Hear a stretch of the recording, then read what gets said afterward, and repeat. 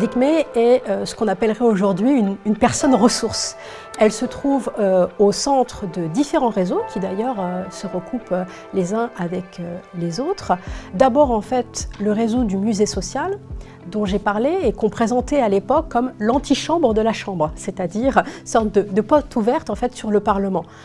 Elle connaît tous les grands parlementaires de l'époque, parlementaires républicains notamment, qui interviennent massivement dans ces écoles et gracieusement. Ça, il faut le dire parce qu'au début, en fait, quand elle crée ces établissements, elle n'a pas les moyens de rémunérer, elle n'a même pas les moyens de payer le transport. Donc, elle invente toute une série de trucs pour, par exemple, inviter des gens qui sont des journalistes par ailleurs et qui peuvent se faire payer le transport quand ils viennent de province ou de l'étranger par le journal pour lequel ils travaillent. Donc ça, c'est un premier cercle.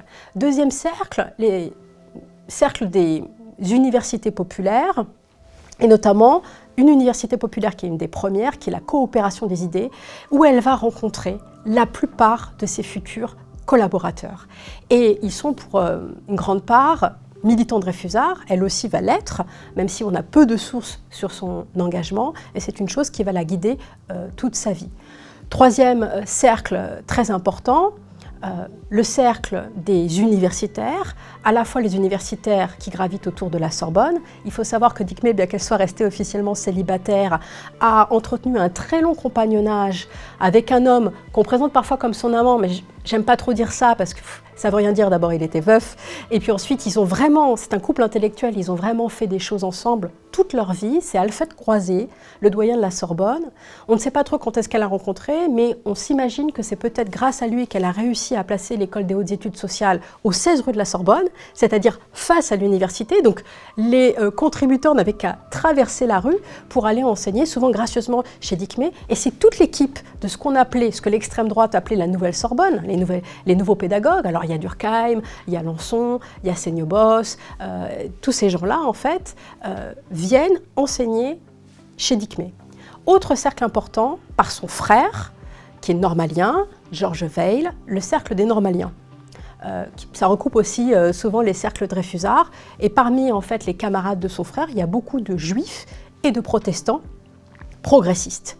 Et on retrouve énormément de juifs et de protestants dans les intervenants des écoles de Dikmé, mais pas que. Mais évidemment, l'extrême droite va s'en saisir pour faire campagne contre Dikmé en disant que voilà, son école est une école bien française, je cite. Et évidemment, c'est une antiphrase xénophobe.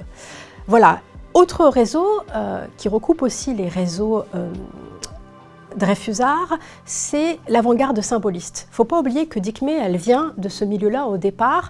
Elle gravite dans le milieu de la Revue Blanche et elle connaît des tas de poètes et de littérateurs, dont d'ailleurs certains vont devenir d'extrême droite ensuite.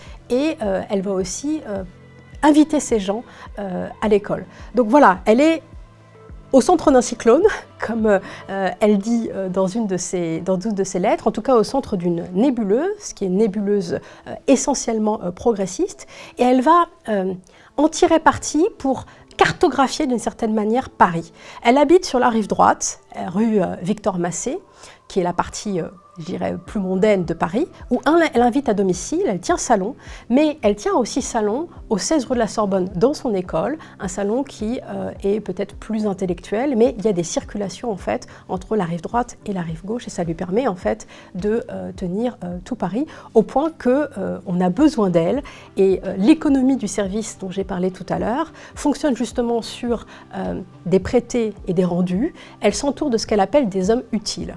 Ça veut dire deux choses.